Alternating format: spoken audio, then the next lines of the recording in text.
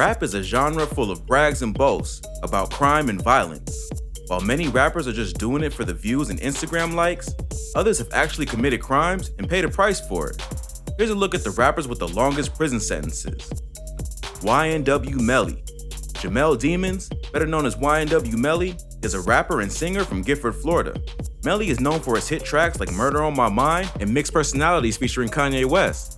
However, he's also well known for the lengthy prison sentence he's facing for allegedly killing two of his childhood friends and fellow YNW members, YNW Juvie and YNW Sack Chaser. Melly was raised by a single mother in a poor part of Gifford. He joined the Bloods at a young age to support himself and help his mother put food on the table. Check out our video on rappers who are Bloods for more on Melly's gang affiliations. He started the YNW group with some of his childhood friends, Anthony YNW Sack Chaser Williams, Christopher YNW Juvie Thomas Jr., and Cortland YNW Bortland Henry in 2016. He blew up with Murder on My Mind in 2018, which led to high-profile collaborations with artists like Kanye West and Juice WRLD. Then, just as Melly's career was skyrocketing, he was charged with 2 counts of attempted murder after YNW Sack Chaser and Juvie were killed in what Melly and Bortland claimed was a drive-by shooting. On the night of October 26, 2018, Bortland dropped Sack Chaser and Juvie off at a local hospital, claiming that they had been victims of a drive-by shooting at an intersection close by. The two were pronounced dead at the hospital. After an investigation, Melly and Bortland were arrested on February 12, 2019, and each charged with 2 counts of first-degree murder. The police claimed that the two conspired to kill their friends and make it look like a drive-by. They accused Melly of firing the shots and Bortland of helping cover up the murders. They say they have ballistic evidence to suggest that the shots came from inside the vehicle and therefore couldn't have been a drive-by. They also claim that they found nothing to suggest a shooting occurred in the location that Bortland claimed it happened. Plus, police say that Melly and Bortland's cell phone records prove that they lied about their whereabouts and the events that took place on the night of the shooting. Recently, they also claim to have a video recording of Melly admitting that he killed his friends. However, despite this evidence, they do not have a murder weapon or a clear motive of why Melly would commit such a heinous crime. Both Melly and Bortland are sticking to their story and have not cooperated with authorities, so it may be a difficult battle to prove that Melly pulled the trigger and Bortland helped him cover it up. Melly has maintained his innocence on social media and claims that the police are trying to set him up.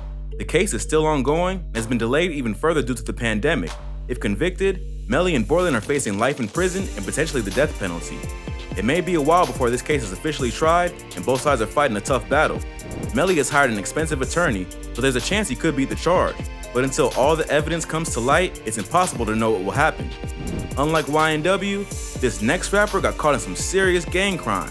We're talking murder, drug trafficking, and even shootouts. His story is wild, and he still is gang affiliated while locked up. Let's get right into it. Bobby Shmurda. Aquil Gene Pollard, better known as Bobby Shmurda, is a rapper from Brooklyn, New York, currently serving a 7-year prison sentence for third-degree conspiracy and weapons possession.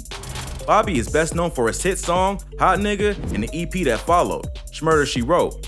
His viral single was released on July 25, 2014, and he was arrested in December of the same year. Bobby, along with 14 other men, including his brother JV's and fellow rapper Rowdy Rebel, were charged with conspiracy to commit murder, reckless endangerment, and drug and gun possession. Police claim they had been investigating Shmurda and the rest of GS9, a rap crew and alleged gang that Bobby was a member of, before he became famous. They claim that GS9 had been involved in murder, drug trafficking, and public shootouts. Bobby was born in Miami, Florida, but raised in East Flatbush. His father was incarcerated when he was young, and he was raised primarily by his mother. Bobby had many run-ins with the law growing up, and even spent 15 months in a detention center for probation violations. He was allegedly a member of the G-Stone Crips, or GS9 as they are known in the rap world. According to the indictment brought against Bobby, he was the ringleader of the gang which engaged in murders, shootings, and drug trafficking. Bobby originally started rapping by remixing existing tracks. His first was Crime Mob's Knuck If You Buck. However, the remix that made him famous was a remix of the Lloyd Banks song Jackpot, which he titled Hot Nigga. In the video for the song, he performed his signature Shmoney dance, which helped propel his track to viral fame. Celebrities like Drake and Beyonce were spotted doing the dance, and tons of artists remixed the track, from Juicy J to T.I. He followed up with another hit song, Bobby Bitch, on November 10, 2014, which debuted at number 92 on the Billboard charts, and around this time, he signed to Epic Records. But at the height of his success, he was hit with a conspiracy charge and has been locked up ever since. Even though the police don't believe Bobby killed or shot anyone, they claim that he was the leader of GS9. a gang that unleashed terror on the streets of New York and was responsible for numerous crimes. Bobby accepted a plea deal on September 2nd, 2016, and pled guilty to 1 count of conspiracy and 1 count of weapons possession and was sentenced to 7 years in prison. According to many sources, Bobby could have accepted a lighter sentence, but it would mean his fellow GS9 member would do extra time. Instead, he stayed true to the street code to ensure that Rowdy Rebel and his other associates would get out with him. While in jail, Bobby has had several altercations. He was allegedly involved in a Crips vs. Bloods brawl on Rikers Island, where he was imprisoned early in his sentence. Then, in early 2017, he was given an additional 4-year prison sentence for getting caught with a shiv.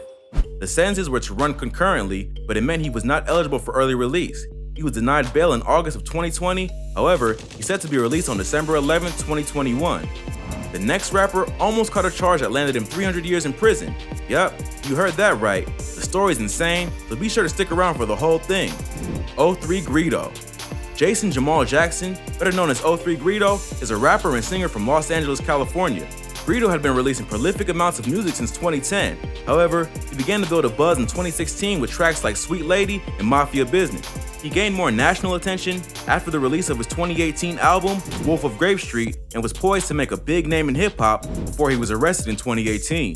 He was charged with drug trafficking and possession of a firearm and sentenced to 20 years in prison after being caught with a large quantity of meth and stolen firearms in Texas.